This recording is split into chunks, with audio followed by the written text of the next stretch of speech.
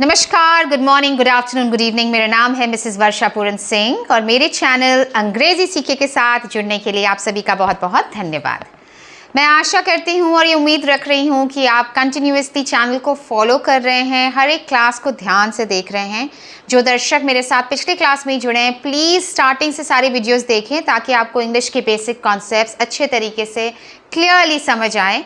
और आप सभी का फिर से एक बार बहुत बहुत धन्यवाद कि आप इस चैनल को इतना प्यार दे रहे हैं, लाइक कर रहे हैं, शेयर कर रहे हैं, सब्सक्राइब कर रहे हैं।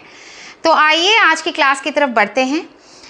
पिछले क्लास में मैंने आपको आर्टिकल्स के ऊपर सारे डिटेल्स 3 पार्ट्स में समझाए थे, उनके रूल समझाए थे और आपको मैंने कहा था कि आज का क्लास जो है वो बहुत इंपॉर्टेंट होने वाला है।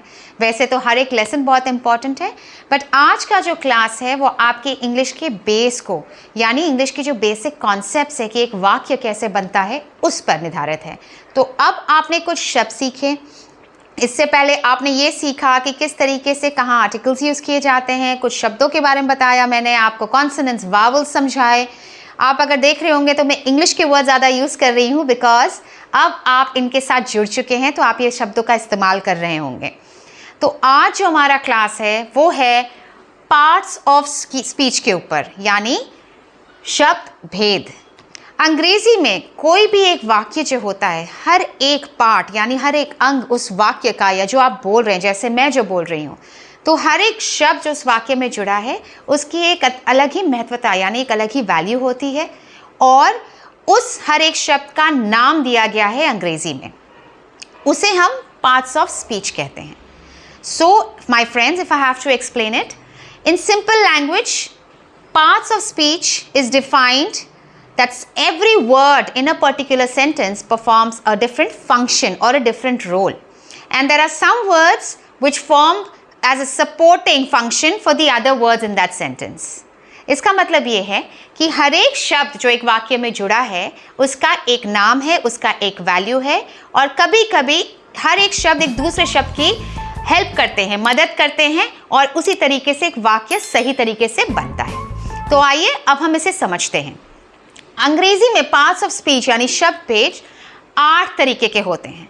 मैं आपको याद दिलाना चाहूँगी, प्लीज़ अपने नोटबुक्स निकालें, पेन निकालें और इनको नोट करें, क्योंकि आज हम ये इन 8 के नाम जानेंगे और आगे के क्लास में मैं हर एक पार्ट ऑफ स्पीच को आपको विस्तार पूर्वक समझाऊंगी। तो प्लीज़ इनको नोट कीजिए। आइए हम पहले पार्ट ऑफ स्पीच की तरफ बढ़ते हैं। तो पहला पार्ट ऑफ स्पीच होता है नाउन, NOUN, नाउन। इसे हम हिंदी में कहते हैं संज्ञा। ये आपने सुना होगा, पर आप अभी के लिए इसे नोट करें। जैसे मैंने कहा, अगले क्लासेस में हम इनको एग्जाम्पल्स के साथ समझेंगे, इनके कॉन्सेप्ट्स को समझेंगे। सेकंड हमारा होता है प्रोनाउन यानी सर्वनाम। आप लोग प्लीज इन शब्दों को देखिए, आपको इनमें सब में समझ में आएगा कि कौन से कॉन्सोनेंट्स है, कौन से वावल्स हैं। आप चाहें तो इनके लिख के इनके साथ प्रैक्टिस कर सकते हैं, कहाँ आप आर्टिकल्स लगाएंगे, कहाँ नहीं लगाएंगे। इस तरीके से आप धीरे धीरे कॉन्सेप्ट जो आप पहले पढ़ चुके हैं उनको अच्छे तरीके से समझ पाएंगे। थर्ड हमारा पार्ट ऑफ स्पीच है वर्ब यानी क्रिया। Fourth adjective. अब ध्यान से इसके उच्चारण को सुनिए। एड, अगर मैं इसे ब्रेक करती हूं, एडजेक्टिव। ये 3 हिस्सों में जब भी कोई बड़ा शब्द, आप लंबा शब्द देखते हैं, उसे तोड़ने की कोशिश कीजिए, आपको आसान बनाएगा समझने में कि उसका उच्चारण कैसे होना चाहिए। एडजेक्टिव यानी विशेषण, एडवर्ब यानी क्रिया विशेषण। वर्ब हमने पहले ही पढ़ा था, तो क्रिया। एडवर्ब यानी क्रिया विशेषण। ये हमारे पहले 5 पार्ट ऑफ स्पीच हैं। हमारा छठा पार्ट ऑफ स्पीच है कंजंक्शंस। लंबा वर्ड देख के घबराइए नहीं, देखिए हम कैसे इसका उच्चारण करेंगे। कंजंक्शंस 3 हिस्सों में मैंने बांट दिया इसे। कंजंक्शंस यानी संयोजक। आप प्लीज इसे नोट करते जाइए। 7वां है prepositions. Positions, positions, TIONS, prepositions, prepositions, prepositions. मेरे साथ इसे प्रैक्टिस कीजिए ताकि आप इसका उच्चारण सही तरीके से कर सके। प्रेपोजिशंस को हम हिंदी में कहते हैं संबंध सूचक अव्यय। 3 बड़े शब्द एक शब्द जिसका हिंदी में 3 शब्दों में उच्चारण किया जा रहा है। देखिए, प्रेपोजिशन, संबंध सूचक अव्यय। 8वां और last part of the speech है इंटरजेक्शंस।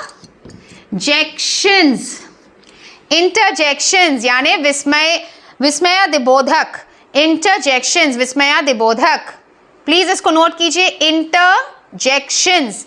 और इनके साथ ये भी प्रैक्टिस कीजिए कि किनके आगे वावल साउंड आ रहा है या कॉन्सोनेंट साउंड आ रहा है, उनके आगे आर्टिकल कौन सा लगेगा, एन या द हो सकता है। रूल्स याद रखिएगा जो पहले सिखाए थे। अब हम इनको अपने अगले क्लास में डिटेल्स में हर एक टॉपिक को समझेंगे।